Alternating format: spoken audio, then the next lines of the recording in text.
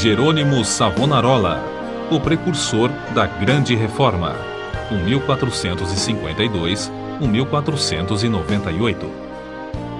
O povo de toda a Itália afluía em número sempre crescente a Florença. A famosa Catedral do Duomo não mais comportava as enormes multidões. O pregador Jerônimo Savonarola, abrasado com o fogo do Espírito Santo e sentindo a iminência do julgamento de Deus, trovejava contra o vício, o crime e a corrupção desenfreada na própria igreja. Como resultado, o povo abandonou a leitura das publicações torpes e mundanas para ler os sermões do ardente pregador. Deixou os cânticos das ruas para cantar os hinos de Deus. Em Florença, as crianças fizeram procissões, coletando as máscaras carnavalescas, os livros obscenos e todos os objetos supérfluos que serviam à vaidade. Com isso, formaram em praça pública uma pirâmide de 20 metros de altura e atearam-lhe fogo. Enquanto o monte ardia, o povo cantava hinos e os sinos da cidade dobravam em sinal de vitória. Se o ambiente político fosse o mesmo que depois veio a ser na Alemanha, o intrépido e devoto Jerônimo Savonarola teria sido o instrumento usado para iniciar a Grande Reforma em vez de Martinho Lutero. Apesar de tudo, Savonarola tornou-se um dos ousados e fiéis arautos que conduziram o povo à fonte pura e às verdades apostólicas registradas nas Sagradas Escrituras. Jerônimo era o terceiro dos 7 filhos da família. Nasceu de pais cultos e mundanos, mas de grande influência. Seu avô paterno era um famoso médico na corte do Duque de Ferrara, e os pais de Jerônimo planejavam que o filho ocupasse o lugar do avô. No colégio, era aluno esmerado, mas os estudos da filosofia de Platão e de Aristóteles deixaram-lhe a alma sequiosa. Foram, sem dúvida, os escritos de Tomás de Aquino que mais o influenciaram, a não ser as próprias escrituras, a entregar inteiramente o coração e a vida a Deus. Quando ainda menino, tinha o costume de orar, e ao crescer, o seu ardor em orar e jejuar aumentou. Passava horas seguidas em oração. A decadência da igreja, cheia de toda qualidade de vício e pecado, e ainda o luxo e a ostentação dos ricos, em contraste com a profunda pobreza dos pobres, magoavam-lhe o coração.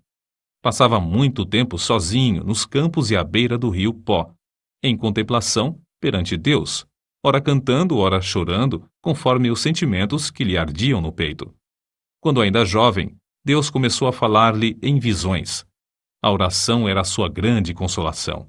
Os degraus do altar, onde se prostrava horas a fio, ficavam repetidamente molhados de suas lágrimas.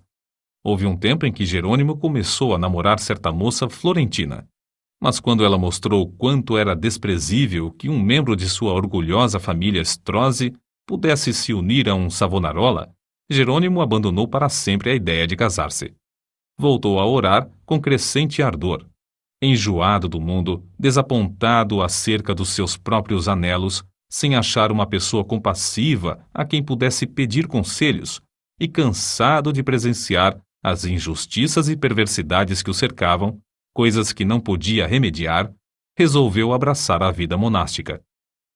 Ao apresentar-se no convento, não pediu o privilégio de se tornar monge, mas rogou que o aceitassem para fazer os serviços mais vis, da cozinha, da horta e do mosteiro.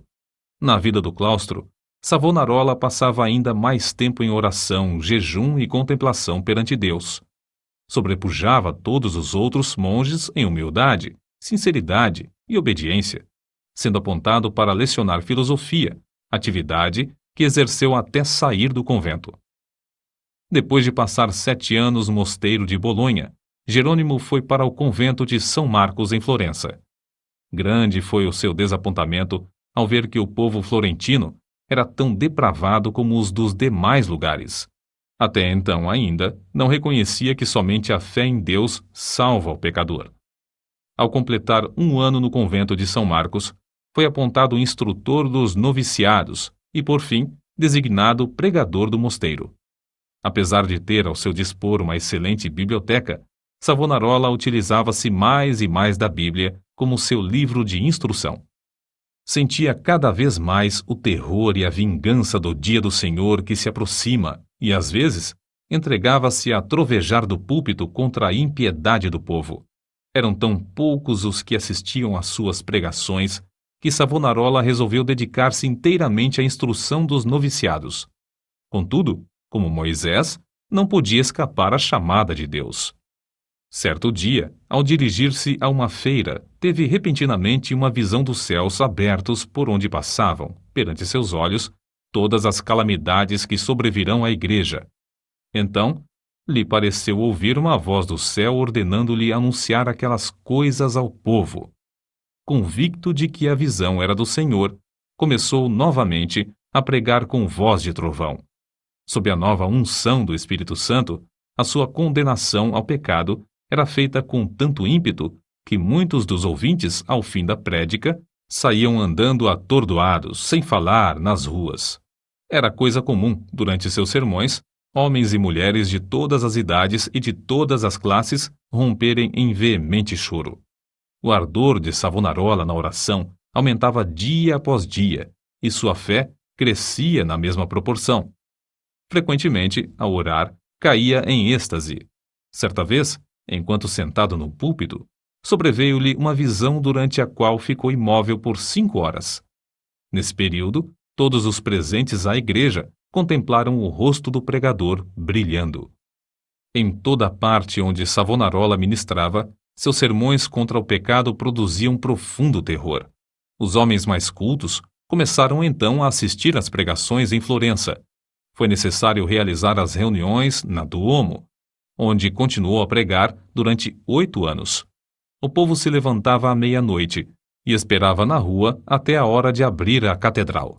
O corrupto regente de Florença, Lorenzo Médici, experimentou todas as formas de abordagem, a bajulação, as peitas, as ameaças e os rogos, para induzir Savonarola a desistir de pregar contra o pecado, especialmente contra a perversidade do regente. Por fim, vendo que tudo era debalde, contratou o famoso pregador Frei Mariano para falar contra Savonarola. Frei Mariano pregou um sermão, mas, pelo fato de o povo não ter prestado atenção à sua eloquência e astúcia, ele não ousou continuar.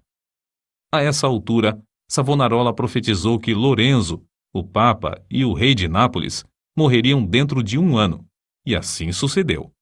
Depois da morte de Lorenzo, Carlos VIII da França invadiu a Itália, e a influência de Savonarola aumentou ainda mais. O povo abandonou a literatura torpe e mundana para ler os sermões do famoso pregador. Os ricos socorriam os pobres em vez de oprimi-los. Foi nesse tempo que o povo fez a grande fogueira na Piazza da Florença e queimou grande quantidade de artigos usados para alimentar vícios e vaidade. Não cabia mais, na Grande Duomo, o seu imenso auditório. Contudo, o sucesso de Savonarola foi muito curto. O pregador foi ameaçado, excomungado e, por fim, no ano de 1498, por ordem do Papa, foi queimado em praça pública. Com as palavras "O Senhor sofreu tanto por mim", terminou a vida terrestre um dos maiores e mais dedicados mártires de todos os tempos. Apesar de continuar até a morte, sustentando muitos dos erros da Igreja Romana, ensinava que todos os que são realmente crentes estão na verdadeira Igreja. Alimentava continuamente a alma com a palavra de Deus. As margens das páginas da sua Bíblia estão cheias de notas escritas enquanto meditava nas Escrituras. Conhecia uma grande parte da Bíblia de cor e podia abrir o livro instantaneamente e achar qualquer texto. Passava noites inteiras em oração e recebia revelações, quando em êxtase ou por meio de visões. Seus livros sobre a humildade, a oração, o amor e outros temas continuam a exercer grande influência sobre os homens. Destruíram o corpo desse precursor da grande reforma, mas não puderam apagar as verdades que Deus, por seu intermédio, gravou no coração do povo.